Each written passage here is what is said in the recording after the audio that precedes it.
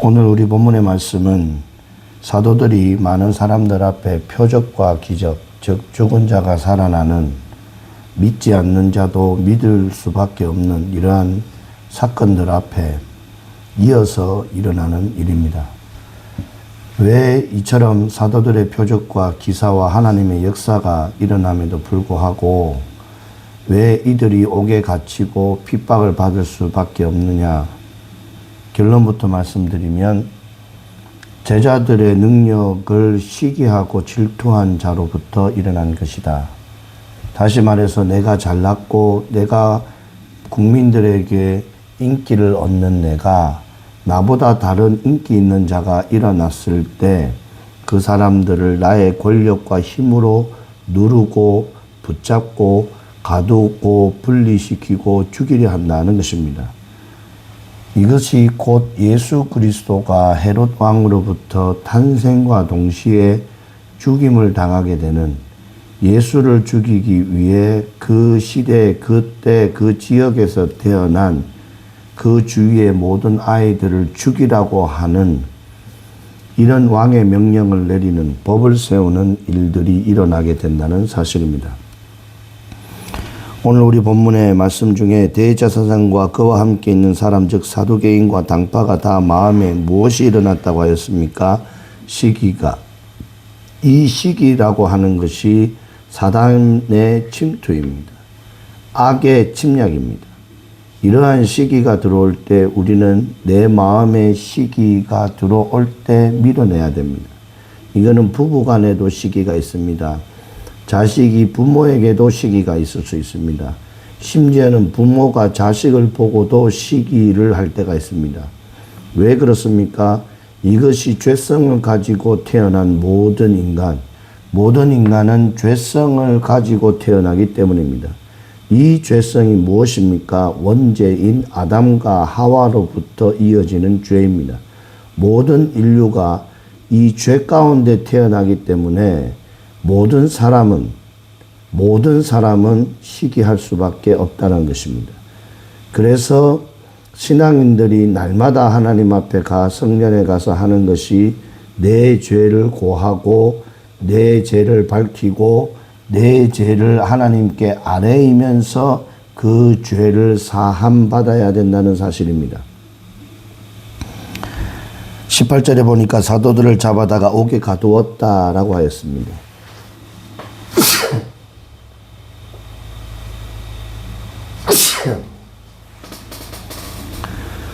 결국은 사도들에게 사람을 가둘 수 있는 권력, 힘이 있었다는 것이지요.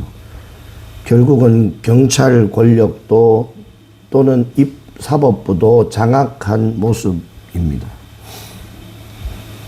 19절에 주의 사자가 밤에 옥문을 열고 끌어내어 이르되, 20절 다 같이요 시작. 가서 성전에 서서 이 생명의 말씀을 다 백성에게 말하라고 말하고 있습니다. 지금 성령 하나님이 옥에 갇힌 사람을 옥에서 나오게 하시면서 하는 말이, 네가 억울하다, 너는 죄가 없는데 잡혀갔다, 변명을 하고 변론을 하라는 것이 아닙니다. 맞서 싸우라는 것이 아닙니다. 자신을 가둔 악한 자와 맞서라는 것이 아닙니다. 누구와 무엇을 하라? 백성들에게 생명의 말씀, 살아있는 말씀, 죽은 자를 살리는 말씀, 생명의 말씀을 누구에게? 백성에게 전하라는 것입니다. 여기서 제사장이나 군부나 사법부나 행정부가 아닙니다. 백성, 즉 나의 말을 듣고 나의 백성이 일어나, 나의 백성이 깨어나, 나의 백성이 구원받을 자에게 이 복음의 소식을 전하라는 것입니다. 믿어지는 은혜가 있기를 바랍니다. 우리가 옥에서 해방되었을 때, 갇힌 자가 자유를 얻었을 때 해야 할 일이 무엇이냐는 것을 성경은 낱낱이 기록해서 말씀해 주고 있습니다. 21절 다 같이 시작. 그들이 듣고 새벽에 성전에 들어가서 가르치더니 대제사장과 그와 함께 있는 사람들이 왔다라고 했습니다. 왜 낮에 가르치지 않고 출근 후에 가르치지 않고 낮 시간이 아니라 새벽이었습니까? 다시 말하면 이것은 옥에서 풀려난 즉시를 말합니다. 옥에 갇힌 자가 풀려나서 즉시 풀려날 때 즉시 백성에게 갔다. 그러면 이 밤에 백성들이 집에 가서 자고 있었다는 겁니까? 아니면 모여 있었다는 겁니까? 모여 있었다는 것을 말합니다. 마가의 다락방처럼 말입니다. 이들은 예수 그리스도가 붙잡혀 가시고 죽임 당하신 뒤에 마가의 다락방에 모여 성령의 체험을 받은 자들입니다. 이러한 경험을 살려서 이들은 모이기에 힘썼다. 모여서 축구 차고 공 차고 먹고 마시고 시기닥거리고 자기 물건이나 팔고 이런 게 아니에요. 아나바다 교회에서 물건 파는 걸로 사람들이 모이는 코이노니아, 이게 다가 아니라는 것입니다. 지금이 대한민국이 어떤 시기입니까? 우리가 모여 나라와 민족을 위해 기도할 때입니다. 대통령이라고 자칭 대통령이라고 하는 이재명이의 극악무도함을 위해 기도할 때입니다.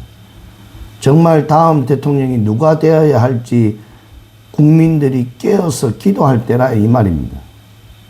이번에 교육감 선거에서 얼마나 많은 표가 무효표가 되어버리고 사표가 되어버렸습니까? 말이 되지 않는 일들이 이렇게 많이 일어나는데 결국은 이러한 것에 국민이 일어나지 않는다? 국민에 앞서 목사들이 일어나지 않는다? 외치지 않는다? 국민들을 깨우지 않는다? 어떻게 하나님 앞에 가서 감당하려고 합니까? 어떻게 하나님 앞에 가서 이 죄를 감당하려고 합니까? 부하들이 가서 옥에서 사도들을 보지 못하고 돌아와 이르되 우리가 보니 옥은 든든하고 잠기고 지키는 자들이 문에 서 있는데 문을 열고 본즉 그 안에는 한 사람도 없다. 지금 나와서 백성들을 깨우고 백성들에게 외치고 백성들에게 가르치고 백성들에게 알리는 사람들이 옥에 있어야 할 우리가 가둔 제사장 네가 가둔 그 억울하게 옥에 갇힌 사람이 맞다 이 말입니다. 최근에 제가 참 존경하는 분을 향해서 어느 한 유튜브가 목사님, 손현범 목사가 부정선거를 믿지 않고 그 자녀들이 믿지 않고 젊은 박사들이 믿지 않기 때문에 저는 굉장히 실망스럽고 그 목사를 규탄합니다. 이렇게 이야기했습니다. 제가 그 말을 듣고 나서 곰곰이 기도를 하고 묵상을 하는 가운데 손현범 목사가 믿지 않는 게 아닙니다. 왜냐? 손현범 목사가 여의도 자동차 대행진을 하고 여의도로 갔을 때 제가 그 현장에 있었잖아요. 그때 손현범 목사의 스피치를 보면 빳빳한 배춧잎 이런 워딩이 있습니다. 찾아보십시오.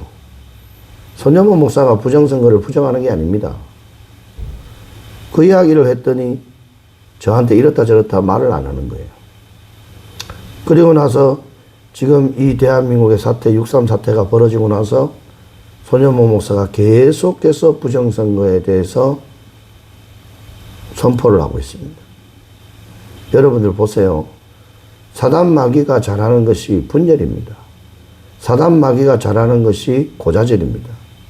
우리가 좀 나와 지금 방향이 다르다고 해서 그를 헐뜯고 그를 조롱하고 그를 비난하고 이런 것은 좋지 않습니다. 저는 손현범 목사의 154일의 불법 감금 이재명이가 책임져야 됩니다.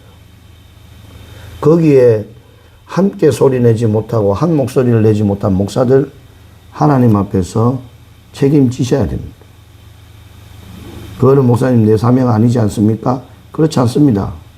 동일시대 동일나라 동일 자칭 불법 대통령 앞에서 받는 탄압 아닙니까? 그런데 왜 침묵합니까? 그런데 왜 말하지 않습니까? 어느 대전에 있는 한 목사가 우리 교회는 반반이기 때문에 그렇습니다. 저는 우파입니다. 나는 그리스도인인데 예수 그리스도의 죽음 앞에 말하지 않는 비겁한 그리스도인 아닙니까?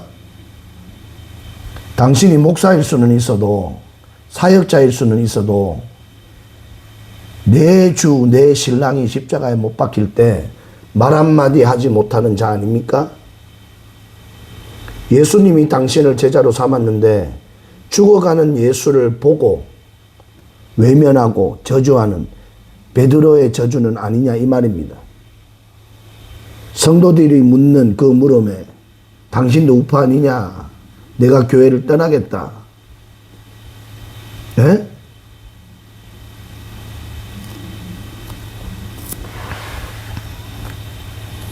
(24절에) 보니까 성전 맡은 자와 제사장들이 이 말을 듣고 의혹하여 이 일이 어찌 될까 하더니 25절 다 같이요 시작.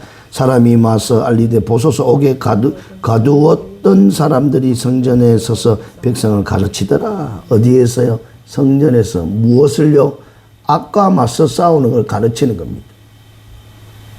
손현범 목사가 자신의 마당뜰에서 유튜브 영상을 촬영하고 그것을 세계에 알리는 것 같습니다.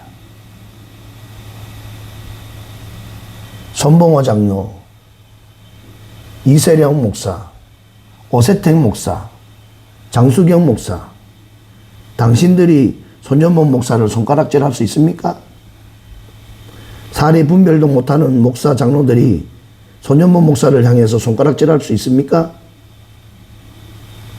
당신들이 옥에 가둔 사람이 나와서 외치는 저 외침의 소리가 오늘 이 사도행전 5장 17절 이하에 사도들이 능력을 받는 것과 다를 게 뭐가 있냔 말입니다. 새 에덴교회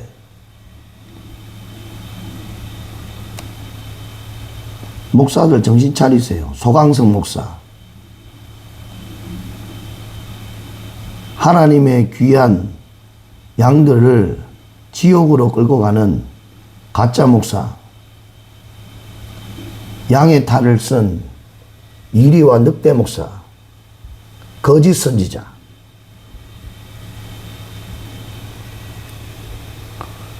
사람이 와서 알리되 보소서 옥에 가두었던 사람이 어떻게 됐다? 성전에 서서 백성을 가르친다. 그 옥에 있어야 될 사람이 성전에 있다 이 말입니다. 이게 목사의 사명입니다. 자기를 가둔 자들이 자기를 알면 도망가지 않고 옥에서 나와서 그 소리를 외치는 자. 26절에 성전 맡은 자가 부하들과 같이 가서 그들을 잡아왔으나 강제로 못하면 백성들이 돌로 칠까 두려워함이더라. 그들을 끌어다가 공회 앞에 세우니 대제사장이 물어 이르되 우리가 이 사람으로 이름으로 사람을 가르치지 말라 언급하였으되 너희가 너희 가르침을 예루살렘에 가득하게 하니 이 사람의 피를 우리에게로 돌리고자 함이라. 저는 6월 3일 저녁에 경복을 떠나서 서울 송파구 잠실로 갔습니다. 출발은 했지만 이것이 중앙선관위로 가야 할지 잠실로 가야 할지 황교안 대표에게 전화를 돌렸습니다. 내가 잠실로 갈 거니까 잠실로 이동을 하세요. 2-3시간 뒤에 어디에 있을지 모르죠. 그리고 수행팀장에게 전화를 하니까 위원장님, 대표님 이동할 것 같습니다. 알겠습니다. 일단 잠실로 가겠습니다. 그래서 잠실로 새벽에 갔는데 거기 뭐 다 아시는 것처럼 아파트 일대가 그냥 뭐 얼마나 차들이 많고 소방차, 경찰차, 뭐 일반 시민들 차량들이 그냥 뭐 완전 대혼란입니다. 그리고 경로당 앞에 가서 뒤에 이래 서 있는데 주민들이 시끄럽다고 민원이 들어올까 말까. 전쟁이 났는데 민원 넣을 겁니까? 우리나라에 지금 폭탄이 떨어져서 북한이 남침을 하는데 6.25와 같은 남침이 벌어지는데 여러분들은 민원 넣을 겁니까? 시청에다 민원 넣을 겁니까? 상황을 좀 똑똑하게 보세요. 그래 1시간 2시간이 지났는지 어느 정도 시간이 지났는데 황교안 대표님 온 겁니다. 알았다. 그리고 내가 어디로 들어오고 어떻게 가야 될지 너무 깜깜하니까 갔어요. 황교안 대표님이 보자마자 상황 보고 하세요. 그리고 투표함이 있는 대로 가시겠다는 겁니다. 그래서 길을 비켜달라고 하고 제일 앞으로 경로당 앞에 가서 유리문을 두들기면서 자유혁신 황교안 대표가 왔습니다. 문을 열어주세요. 안에서 대꾸도 안 하죠. 쳐다도 안 봅니다. 그전에 이미 사태들이 있었으니까. 그런데 이 선관위 직원으로 보이는 사람이 가만히 보더니 문을 열어주는 겁니다. 그래서 대표님과 제가 단둘이 들어갔어요. 뭐 수행하는 사람들, 뭐 수행비서, 수행팀장, 뭐 과장들 아무도 못 들어가게 경찰이 다 막았습니다. 그래, 내가 오늘 무덤에 들어가는구나. 황교안 대표님과 둘이 들어가서 얘기를 나누고 있는데 거기에 김은혜, 신동욱 의원이 있었지 않습니까? 황교안 대표를 보더니 투표함 안쪽에 있다가 들어가면 왼쪽 방이 투표함, 오른쪽이 다른 직원들이 있던 방이거든요. 투표함이 있던 방 안에서 여러 차례 왔다 갔다 했습니다. 다 이야기하고, 장관님들 다 이야기하고, 선관위 직원들과 다 이야기하고. 그렇게 하고 있는 황교안 대표가 오니까 인사를 하더니 2층으로 올라가는 거예요. 그래서 대표님 물었어요. 선관위 직원에게 2층에 뭐 있느냐? 아무것도 없다는 거예요. 아무것도 없다. 그거는 그냥 선거를 위해서 1층만 개방을 했지. 거기는 경로당이니까 위에 아무것도 없다. 둘이 올라가서 한 10여 분 있다 내려오더니 자기들은 간다는 거예요. 황교안 대표님 오셨으니까 간다는 거예요. 저하고 황교안 대표님이 있으니까 자기들 둘이 가겠다는 거예요. 도망가는 사람의 저는 모습을 봤습니다. 그러고 있는데 누가 밖에서 조용하고 불러요. 보니까 박주영 변호사예요. 자기 들어가야 된다는 거예요. 그래서 제가 선관위 팀장한테 이야기하니까 어림도 없죠. 그래서 선관위 팀장을 설득을 했습니다. 선생님 보세요. 밖에 이 군중들의 이 뜨거운 분노를 잠재울 수 있는 사람은 황교안이나 밖에 있는 박주현이 밖에 없다. 제가 봤을 때는 저 문을 열어주고 안 열어주고는 팀장님 소관이지만 제가 팀장님에게 조언을 할 수 있다면 저 밖에 있는 저 민심을 읽을 수 있다면 애들이 창문 열고 깨고 들어오면 어떻게 할 거냐. 이 안에 있는 경찰 10여 명 갖고는 안 된다. 저 분노의 소리. 그런데 막 밖에서 막 뭐 소리가 굉장히 커요. 압도를 합니다. 건물을 다 집어삼켜. 얼마나 거기 힘을 얻었는지 모릅니다. 그러자 박주현이가 한미 국제감시단의 한국 대표니까 와가지고 이 상황을 보고 시민들에게, 청년들에게 알려줘야 되지 않겠냐. 폭동은 막아야지. 유혈 사태는 막아야지. 그 말을 이 팀장이 하나님의 말씀으로 들었는지 성령이 감동감화 시켜서 그렇죠. 경찰을 시켜서 문을 열어주라는 겁니다. 그리고 하나 말이 팀장이 저보고 책임을 지라는 겁니다. 알았다고 그랬어요. 뭐 내가 책임질 수도 없지만 알았다고 그랬어요. 그리고는 경찰이 열어서 박주현이 들어오는데 막 뒤에서 밀고 들어오니까 경찰들이 다 막고 박주현 변호사만 들어왔습니다. 그리고 제가 영상을 촬영을 할 게 아닌데 박주현 변호사 영상을 촬영해 달라는 겁니다. 자기 폰은 밖에 있으니까. 그래 제가 영상을 촬영을 하면서 실랑이가 벌어졌죠. 참관인들하고 얘기를, 그 현장에 있었던 사람들 얘기를 해야 되는데 이 선관위 팀장이라고 조사계장, 조사팀장이라고 하는 이 사람은 이미 6시 이후에 8시가 넘어서 왔어요. 이 사건 현장에. 그러다 보니까 자기는 내용을 아무것도 모른다는 겁니다. 모르는 게 맞아요. 그래 이게 선관위의 고수 아닙니까? 자기는 억울하다 이겁니다. 이 참관인들 안에 민간인들 불쌍하다 이겁니다. 우리는 그 개표장 안으로 들어가지도 않았어요. 중간 로비에만 있었습니다. 그리고 있으니까 이 팀장이 경찰들을 불러가지고 박주현이를 체포하려고 하는 거예요. 황교안을 체포하려고 하는 거예요. 모르는 척 하면서.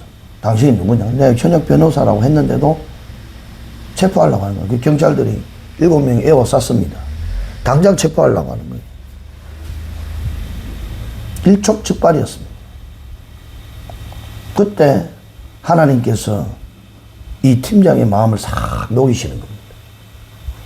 그렇게 끌고 가면 안 된다. 그래서 제가 다시 팀장이 차관님들한테 갔다 오면서 제가 이야기를 했어요. 선생님 보세요. 여기에 책임이 선생님인데 선관위는 지금 아무 일도 못하고 있고 그때 장동혁, 김민수 최고가 노태하기를 만나니 많이 이럴 때 아닙니까? 여기 책임이 선생님인데 이 민심과 청년들의 소리를 이 청년들의 이 뜨거운 스팀을 압력을 낮춰야 된다. 아니면 폭발한다. 압력밥솥이 폭발하듯이. 선생님이 결정을 하지만 저는 이 얘기를 해줄 수밖에 없다. 이 폭동은 막아야 되잖아요. 그러니까 경찰들이 눈이 돌아가고 막 손에 자기들 포인트가 있거든요. 바디캠 켜고 자기들 장갑 끼고 자기들 삼단봉 뭐 이런 것들 테이즈건 이런 것들 쪽으로 손이 딱 가 있습니다. 바로 발사지요. 무력 진압입니다. 그 박주현이가 막 설명을 하는데도 아나무인입니다. 그래 제가 경찰관 눈을 하나하나 다 보면서 뭐 제가 할 수 있는 게 뭐 있습니까? 기도밖에 더 있습니까? 성령님이 강건하셔야 됩니다. 그러고 있는데 이것이 저 영상이 그대로 다 담겨 있습니다. 싹 사그러 드는 겁니다. 그리고 팀장이 하나하나 깨어나기 시작하는 걸 느꼈어요. 그리고는 경찰들이 성관이 말만 들으려고 하는데 팀장이 이 사람들 체포해라, 끌어내라 하는데 이 경찰관 높은 지위에 제일 높은 사람이 거기에 수긍을 안 하는 거예요. 행동을 안 하는 거예요. 그러더니 무전을 날리갖고 본부에다 이야기하니까 기다려봐라 하는 것 같아요. 그래서 자기들도 한 발 뒤로 딱 물러섰더라고요. 딱 애워쌌다가 한 발 뒤로 딱 물러섰더라고요. 그리고는 얘기를 계속 쭉 이어나가게 됐습니다. 그래서 나중에 의자도 갖고 오고 의자에 앉기도 하고 이런 상황이 벌어지는 영상이 다 있습니다. 우리가 오늘날 이러한 급박한 상황 속에서 수천 명의 시민들이 일어났지 않습니까? 그리고 제가 구미와 또 포항 경주에 급한 일이 있어서 내려와서 이쪽에서 부정선거 정황들과 상황들을 보고 바로 서울로 올라갔는데 6월 4일, 6월 5일인가요? 이 개표함을 강압적으로 잠실로 옮기지 않습니까? 총알같이 올라가니까 거기에 상황이 뭐 어디로 사람들이 모여야 할지를 모르고 있어요. 어디로 모여야 할지. 그래서 제가 그랬습니다. 잠실 개표장은, 잠실 투표함이 있는 개표장은 불법과 부정이 일어난 사건 현장이다.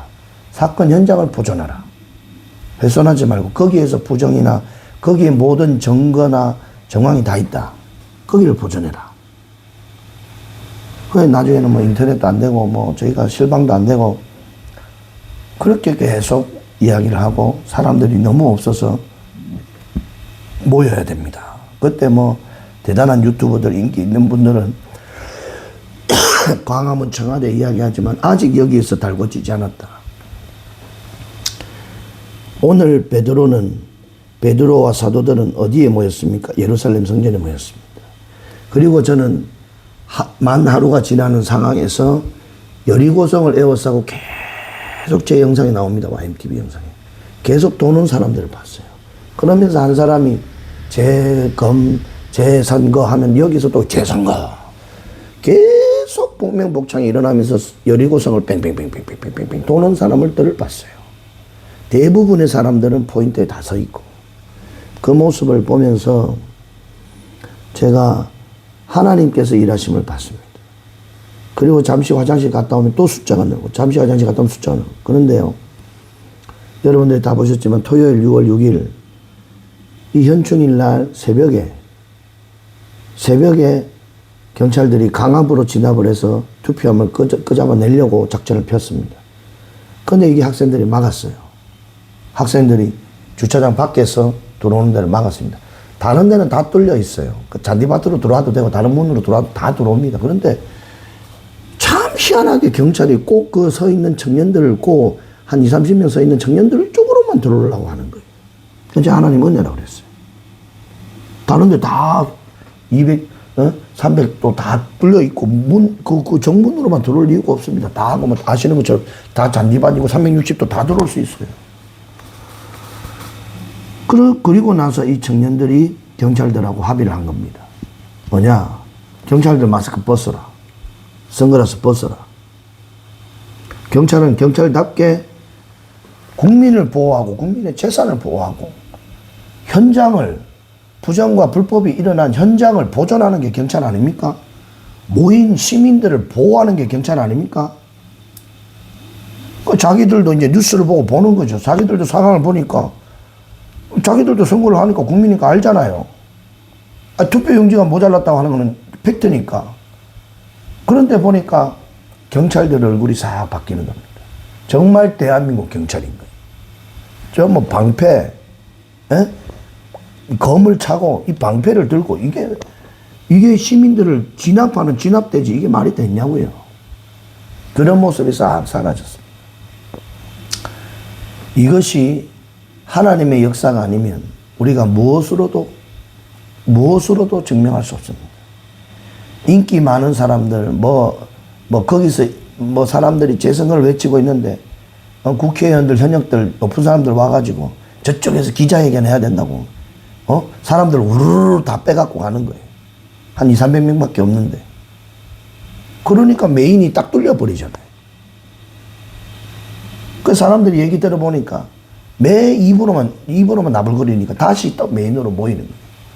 이런 일들이 하루가 있었습니다. 그리고 숫자가 10,000명에서 100,000 명이 넘어가니까 어떤 분이 와서 그러는 목사님 여기 있어도 되겠습니까? 광화문에 청와대로 가야 되는 거 아닙니까? 전환기를 걸러 간다고 하는데 아니 나는 사건 현장이 여기면 여기 있어야지 쥐가 어디 있어야 될지도 모르고 이래갖고 5,000명 모이겠어요. 그날이 6월 6일 아침 8시입니다. 200명도 채 안 되던 숫자였어요. 제가 그래서 그랬어요. 우리는 나팔을 불어라. 여기에 10,000명을 넘어 10만 명, 20만 명, 30만 명 모일 것이다. 정말 그 6월 6일 그 광경이 정오를 넘어가면서 일어났습니다. 그리고 저는 토요일 저녁에 주일 준비를 위해서 내려왔습니다. 우리 예배를 드려야죠. 왜요? 성령님의 역사가 있어야 됩니다. 성령님의 역사가 없으면 이 일은 이루어질 수 없습니다. 그리고 모스탄, 황교안, 또 프랭크 하니까 또 메인 앞에서 연설을 하니까 사람들이 와. 그런데 50분의 1도 못 들어요. 소리가 뒤에 들리질 않아서. 저 누군데? 이러는 겁니다. 너무 작게 보이니까. 제가 뒤에 가서 모스탄입니다. 프랭크 박사입니다. 사람들 프랭크 박사가 누군지도 몰라요.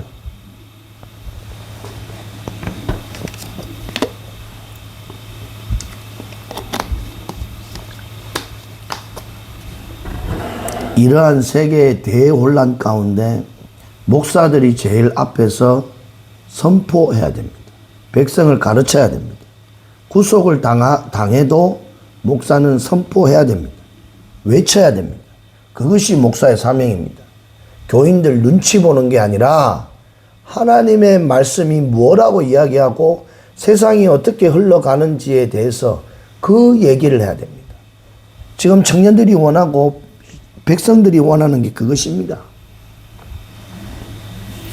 사랑하는 성도 여러분, 사랑하는 목회자 여러분, 여러분들이 받은 그 하나님의 사명 가운데 백성들에게 외치고, 여러분들의 교회에서 외치고, 여러분들의 지역에서 외치고, 여러분들의 핸드폰으로 영상을 찍어 외쳐서 전 세계가 일어나는 역사, 다시 깨어나는 역사, 하나님이 보호하사 우리나라가 전 세계 선교 항목을 이루는 일들이 2026년에 일어날 수 있도록 함께 동참해 주시기를 주님의 이름으로 축원합니다. 기도하겠습니다. 살아계신 하나님, 참 감사합니다.